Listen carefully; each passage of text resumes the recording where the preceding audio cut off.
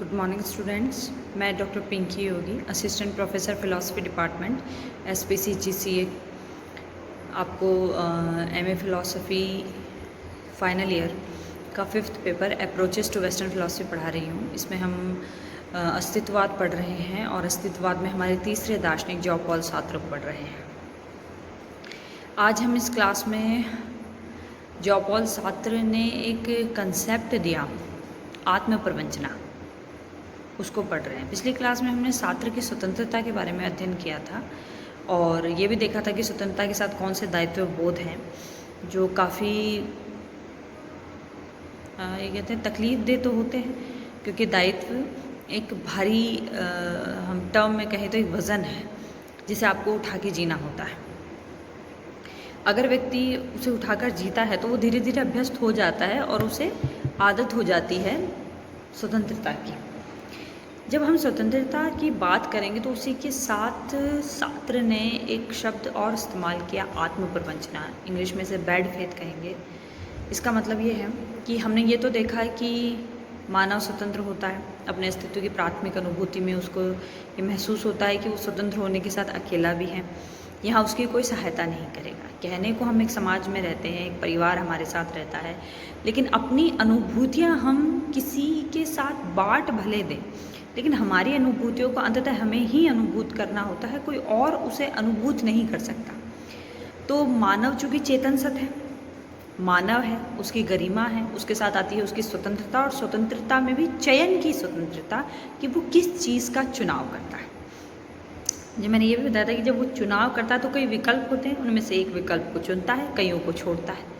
तो जब वो जिन्हें छोड़ता है उनके बारे में सोचता है कि उससे मुझे क्या फ़ायदा हो सकता था, तो उसे तकलीफ़ होती है कि हो सकता है उससे ज़्यादा फ़ायदा हो सकता था, और इससे अगर उसे नुकसान हो गया तो उसकी तकलीफ़ और बढ़ जाएगी। तो निर्णय लेना अपने आप में एक बहुत बड़ी जिम्मेदारी है और आपको उसके नतीजे भुगतने हैं जो बेहतर भी हो सकते हैं और ख़राब भी हो सकते हैं। तो कई बार मानव या चेतन सत ऐसा करता है कि अपने निर्णय लेने की स्वतंत्रता से पलायन कर जाता है, अपनी स्वतंत्रता से पलायन कर जाता है। अब जब मानव या चेतन सत अपनी स्वतंत्रता से पलायन कर चुका तो अब वो क्या बन सकता है या वो क्या बन गया, वो दो तरीके से हम ये कह सकते हैं कि उसकी स्वतंत्रता दो तरीके से एक्सप्रेस हो सकती है। एक तो वो अचेतन सत बन गया, ठीक है। मैंने बताया था दो तरीके की सत्ताएं और है चेतन सत के अलावा। एक अचेतन सत है, जितनी भी जगत में वस्तुएं हैं, भौतिक वस्तुएं, ठीक है, जो प्रतिक्रियाओं का समूह मात्र होती हैं, अपना खुद का निर्णय, स्वतंत्रता, चेतना जैसी चीज़ उनमें नहीं होती। दूसरा होती है हमारे ही समान अन्य चेतन सत्ताएं। समझ गए? तो जब मानव अपनी स्वतंत्रता से या अपने निर्णय लेने की क्षमता से दूर हटता है तो वो या तो अचेतन सत बन जाता है, मतलब वस्तु के समान बन जाता है, और अपनी मानवीयता से नीचे आ जाता है, मतलब अमानवीयकरण हो जाता है उसका, ठीक है। ऐसी स्थिति में वो क्या करेगा, वो अपने आप को एक वस्तु की तरह प्रेजेंट करता है जो कुछ एक्शन करने पे सिर्फ रिएक्शन देती है, सोचती समझती नहीं है, कोई डिसीजन नहीं लेती। इसे एक सार्त्र ने एक एग्जाम्पल से बताया है, जो अपनी सारी निर्णय लेने की क्षमता से अपने आप को दूर कर चुकी है। सार्त्र कहते हैं कि एक एग्जाम्पल जो सार्त्री का है कि एक महिला है जो एक पुरुष के साथ बाहर घूमने जाती है, तो वो पुरुष उसे कई स्थानों पर ले जाता है, कई तरीके से उसकी तारीफ करता है, फिर वो उसे अकेले में ले जाता है और उसका हाथ पकड़ता है। अब यहाँ पर चूँकि पुरुष ने स्त्री का हाथ पकड़ा है तो पुरुष का कुछ मोटिव है, कुछ उद्देश्य है कि वो क्या चाहता है, लेकिन स्त्री अपना हाथ उस पुरुष के हाथ में या उसकी गोद में इस तरह छोड़ देती है कि जैसे उसका हाथ नहीं है, कोई निर्जीव वस्तु है। वो ये निर्णय नहीं ले रही कि अभी ये आदमी हाथ पकड़ रहा है, आगे क्या करेगा। वो सारी संभावनाओं से अपने आप को क्या कर रही है, अलग कर रही है। तो उसने अपने आप को क्या चेतन मानव से क्या कर दिया, एक अचेतन वस्तु मान लिया, अपने हाथ को भी उसी तरीके से छोड़ दिया, सारी संभावनाओं को छोड़ दिया। वो नुकसान भी पहुंचा सकता है या कुछ और भी कर सकता है, और वो कोई निर्णय नहीं ले रही है, वस्तु के समान हो गई है जहां वो निर्णय नहीं लेगी। तो यहाँ उसने अपनी निर्णय लेने की स्वतंत्रता से अपने आप को अलग कर लिया और एक आत्मप्रवंचना की शिकार हो गई है। आत्मप्रवंचना अपने आप से बोला गया झूठ है। वैसे तो हम झूठ दूसरों से बोलते हैं और वहाँ हमें सच का पता होता है। जैसे मैंने किसी से झूठ बोला, मैं जानती हूँ सच क्या है, लेकिन कई बार व्यक्ति अपने ही आप से झूठ बोलता है, ये आत्मप्रवंचना है। जैसे वो महिला उन सारी संभावनाओं को नकार रही है कि वो पुरुष आगे क्या करेगा, तो वो अपने आप को धोखे में रख रही है। ठीक है, तो ये एक एग्जाम्पल उसने बताया कि जब मानव अपनी स्वतंत्रता से पलायन कर जाता है तो अचेतन सत होकर क्या करता है। दूसरा, वो अन्य चेतन सत के इशारों पर चलने लगे, मतलब अपने निर्णय लेने की स्वतंत्रता को किसी और के हवाले कर दे या किसी और के अधीन रख दे, तब वो लोग जो कहेंगे वो व्यक्ति वैसा करेगा। इसे उसने एक वेटर के एग्जाम्पल से समझाया कि वेटर क्या करता है। वेटर एक व्यक्ति है, एक चेतन सत्य है, एक मानव है, उसकी गरिमा है।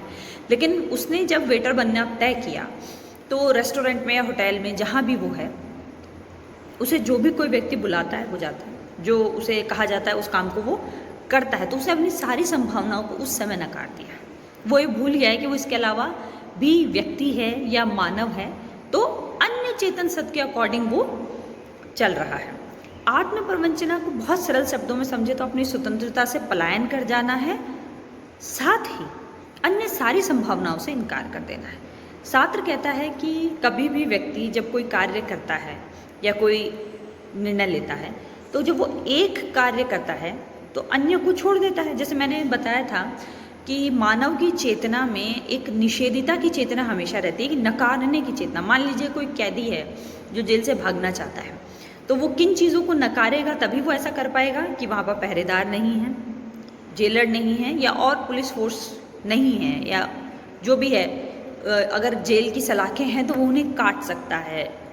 तो वो पहले उन सबको नकारेगा कि मैं इन सबको नकार कर भाग सकता हूँ। अगर वो नकारने को स्वीकार करेगा तभी वो भाग पाएगा, अन्यथा वो नहीं भाग पाएगा। अगर उसे लगेगा कि ये लोग हैं, मौजूद हैं, इनका होना मेरे भागने को रोक देगा। ये जब वो अन्य वस्तुओं के साथ या अन्य व्यक्तियों के साथ इंटरेक्ट करता है। लेकिन कई बार ये जो चेतना की निषेधिता बाहर जाने के बजाय पलटकर अंदर की तरफ मुड़ जाती है, तो वो अपने ही आप को नकारना शुरू कर देता है। बाहर के लोगों को नकार रहा था, बाहर की वस्तुओं को नकार रहा था, इट्स ओके। लेकिन जैसे ही उसकी चेतना भीतर मुड़ के अपने ही आप को नकारना शुरू कर देती है, जैसे पहले उदाहरण में स्त्री ये नहीं तय कर पा रही है या नहीं करना चाह रही है कि मुझे क्या निर्णय लेना चाहिए जब ये पुरुष मेरा हाथ पकड़ रहा है। दूसरे उदाहरण में वो जो भी काम कहा जा रहा है उसे कर रहा है, लेकिन वो और संभावनाएं भूल गया कि मैं इसके अलावा भी कुछ कर सकता हूँ। समझ रहे? तो यहाँ और इस बैड फेथ से क्या, इसे आत्मप्रवंचना कहते हैं। अपने आप को दिया गया धोखा, और सबसे बड़ी बात, आपको नहीं पता कि आप ऐसा कर रहे हैं। आप ऐसा क्यों कर रहे हैं? कोई आत्मप्रवंचना का शिकार क्यों होता है? क्योंकि उसे लगता है कि मानव जीवन के साथ उसकी चेतना में कुछ तकलीफें जुड़ी हैं, जैसे चिंता है, तनाव है, निराशा है, अकेलापन है। वो इन सब से भागने के लिए आत्मप्रवंचना का शिकार हो जाता है। वो अपनी स्वतंत्रता को छोड़ देता है। उसे लगता है कि मैं दूसरे के तय किए हुए मानकों के हिसाब से जी लूँ, या दूसरे के तय किए हुए रास्तों पर अगर मैं चल लेता हूँ तो क्या होगा, मुझे निर्णय नहीं लेना पड़ेगा। निर्णय नहीं लेने की वजह से, निर्णय लेने की वजह से जो कष्ट होते हैं, मैं उन कष्टों से त्राण पा जाऊँगा, उनसे मुक्ति पा जाऊँगा। लेकिन असल में ऐसा नहीं होता। उसे लगता है कि उसने ऐसा किया, लेकिन एक अजीब सी घुटन, एक मशीनी जीवन, एक कृत्रिमता, आर्टिफिशियलिटी उसकी लाइफ में आ जाती है, और उसे ये नहीं महसूस होता कि मैं ज़िंदा हूँ या मैं कुछ कर सकता हूँ। उसका सारा कॉन्फिडेंस ख़त्म हो जाता है, और वो हमेशा दूसरों के इशारों पर नाचने वाली एक कठपुतली बन जाता है और अपनी मानवीय गरिमा से नीचे गिर जाता है। तो छात्र ये कहता है कि बजाय आप अपने आप से भागने के, या अपने निर्णय लेने की स्वतंत्रता से भागने के, या खुद को धोखा देने के शिकार हों, बेहतर है आप मानवीय चेतना के साथ जुड़ी हुई तमाम तकलीफ़ों को, तमाम स्वतंत्रता के नतीजों के लिए तैयार रहें। यही प्रामाणिक जीवन है। आप उस प्रामाणिक जीवन से भाग जाएंगे तो आपको कुछ समय के लिए तो छुटकारा मिल जाएगा, लेकिन अंततः वही तकलीफ़ें आपके साथ जुड़ी रहेंगी, और व्रस्त रूप में वो आपके सामने आएंगी जब आप अंदर ही अंदर घुटेंगे और अपनी बात किसी से नहीं कह पाएंगे। तो ये सात्र ने बहुत सरल शब्दों में कहें तो आत्मप्रवंचना का ये अपनी स्वतंत्रता से पलायन कर जाना, अपनी स्वतंत्रता को नकार देना। ये हमने आज सात्र को कंप्लीट कर लिया। सात्र के थॉट्स भी आगे जाकर बदले थे। पहले सात्र व्यक्ति की स्वतंत्रता पर बहुत ज़ोर देता था, लेकिन आगे जाके सात्र को ऐसा लगा कि सामाजिक परिस्थितियाँ ऐसी होती हैं जो व्यक्ति की स्वतंत्रता को सीमित करती है, और इसे कोई दो राय नहीं है कि वो ऐसा करती हैं। तो सार्त्र ने मार्क्सवाद को सपोर्ट किया।